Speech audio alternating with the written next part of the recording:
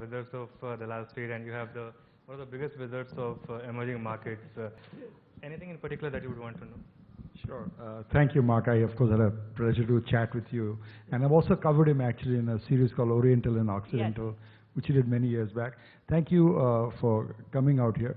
But do you feel when you come to India for so many years that we actually have in India a right-wing ideology? You know, someone who actually believes in free markets, privatizations, you know, private ownership, or we just, between the Congress and the BJP, struggling between Tweedledum and Tweedledee. They both basically cut from the same cloth. That's a very good analysis, a good insight that you've had there, because you're absolutely right. It's very similar to the Republican Democratic Party in the U.S. They both want federalism. They both want a strong central government. And the same thing is true here in India. You know, people sitting in Delhi, New Delhi, want to have the power in their hands. But there's the other side of the equation, that is the states. In America, states' rights is a big issue and a growing issue. And in India, of course, it's even a bigger issue. So you constantly are seeing this tug of war between the forces, what I would call centrifugal forces, which the states want to be left alone to do their own thing. In China, you've got the same problem.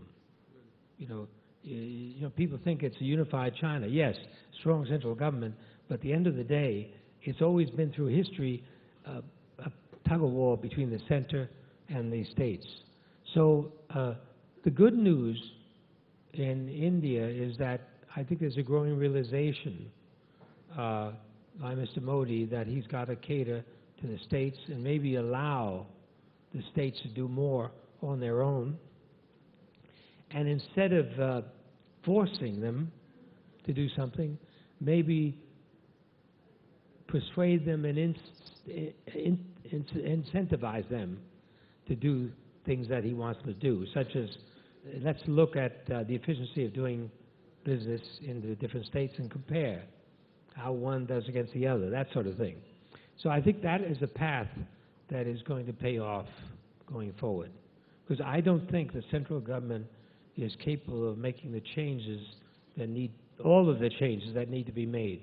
It really has to be done to a great extent with the states. Thank you. Okay, of course, Mark has been known for picking a lot of individual names and a lot of good quality names, and we have S. Naren here, who's done the same in India. Naren, anything you want to ask? What are the lessons you'll give other people managing other people's money? How do you handle when markets go crazy like they did in 2000 or 2007? The best way to handle that is to go on vacation. No, I mean, one of the things that we learned, and my colleagues here will confirm this from our mentor, Sir John Templeton, is that he was always emphasizing the long term. He always said, look, you have to take a long-term view. Don't worry about the short-term performance. If we are doing the right thing, if we're doing our homework, and we're trying our best, over the long term, we will do fine. Because over the long term, equity markets will rise because of the natural devaluation of currencies. So I think that is, I know it's very difficult. We're in the same boat as all of you. Our clients ask you, what did you do this week? How's your performance this month? You know, you're down this year by X%. And you've got to keep on hammering away at that. There's no way you can perform consistently in the short term. It's impossible. You've got to be willing to take this long-term view. I think that's really the only answer. And as fund managers, we all have to convey that message to clients. It's good for the clients, and it's good for us. How many vacations a year for you?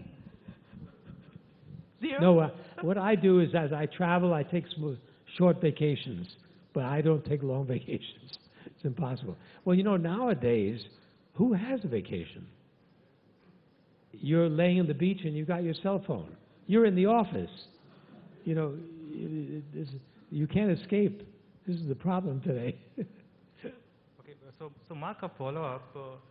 In the years when the NAVs of some of your large funds are down, say 20-25%, how do you celebrate your Christmas? Does it still feel good? How's what? How do you celebrate your Christmas in those years? Oh, how do I celebrate Christmas? Yes. When your NAVs are down 20-25%. It's really interesting. I don't. Usually, when the funds are down, I'm not sad or worried. It's a very strange phenomenon. Maybe I should be, but I usually think about what's next, and usually, I hate to say this, but I'm usually rather happy because it means that there's a good chance of us recovering. You know what I mean? We can now buy things a lot cheaper than we had before. The problem, of course, is that at that time, people are taking money away from your funds. So it's difficult to add. But the downturns really don't make me sad. It's when things are going up too fast. That's when I begin to worry. That's when you really should be concerned. Okay, we have another big fund manager here, Sunil Singhania. Sunil, what do you do when funds are down, and anything in particular you want to ask Mark? Actually, in this age, it is said that the life of a fund manager is limited. But when we see you, it gives us a lot of inspiration that there is still life. So what is the secret behind that? I started by asking him that question. Maybe you want to elaborate a little further, Mark. No, I think you have to remember the world belongs to optimists.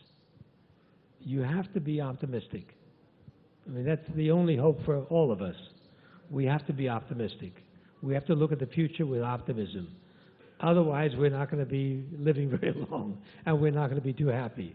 A big part of health has to do with your psychological makeup, and that's what I do. I try to take a positive view in everything I do, and that's true in relations with people and so forth. It's very, very important. Otherwise, there's just no way you can go forward. And you must remember that all of us are in the same boat. We all have this problem of, the uncertainty of unpredictability is a very, very upsetting, tiring situation. It's not easy psychologically to be dealing with something you have absolutely no control of. And that's why you have to be optimistic, have a frame of mind, have an outlook, have a technique, whether it be value investing or growth investing. Stick to it over the long term, and you should do fairly well. Well, what gives you hope today, Mark? Because, you look at the headlines, and there's negative news coming to you from everywhere. We're now living in the VUCA times, uncertainty, unpredictability, and so on and so forth. So what gives you that hope to get into work every morning and to believe that it's going to get better? Well, I think, one of the beauties of being old is that you see what came before you. And what I see is tremendous improvements. I mean, think about it. In my lifetime, I remember sitting at MIT doing my thesis on a Selectric typewriter. Remember the Selectric typewriter? I talked to some of my analysts. They don't remember what is that? What's a typewriter?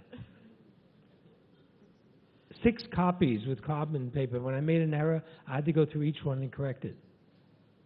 Think about it. I mean, the improvements that have been taking place in my lifetime. So you can't help but be optimistic. You see these improvements going forward. It's just amazing. And the young generation is taking to this. They're absorbing this like a sponge. I sent my brother has a farm in upstate New York. He has a horse farm. And they have to go around the farm rounding up these horses. And I bought him a drone so he could see where everything was going. He wrote back to me, he said, "Thank you very much. Now I'm looking for a 12-year-old kid to tell me how to use it. This is the improvement that you've seen. Yeah, Yes, my sir. daughter already tells me that I'm outdated, so I mean, Your daughter already tells you you're outdated. Oh dear God. Okay. So we have Rakesh Arora from Macquarie here. Rakesh, you want to have ask anything to Mark? So taking away from the same theme that his daughter is already complaining, my question was on the disruptive technologies. Like, the world is changing so fast, and you have concepts like shared economy coming in. We are not sure that businesses which were doing so well in the last few years may not exist in next 2-3 years. How does one account for that? Do you think that markets will derate because uncertainty on technology is increasing quite rapidly? Thank you. This is really a very, very good point. I mean, one of the biggest challenges we face is that technology is moving so fast that industries stand the risk of being wiped out overnight, almost. This is really a big, big challenge. And we're constantly dealing with this. We now have a debate within our group. What is the impact of the internet on retailing? Now, the young guys who are excited about the internet they say that there'll be no more retailing. Retailing is going out the window. Then I was on November 11th in Nanning, China, and they have a sale, 1111 sale, 11th month, 11th day, in China on the internet. So all these internet companies offering tremendous bargains.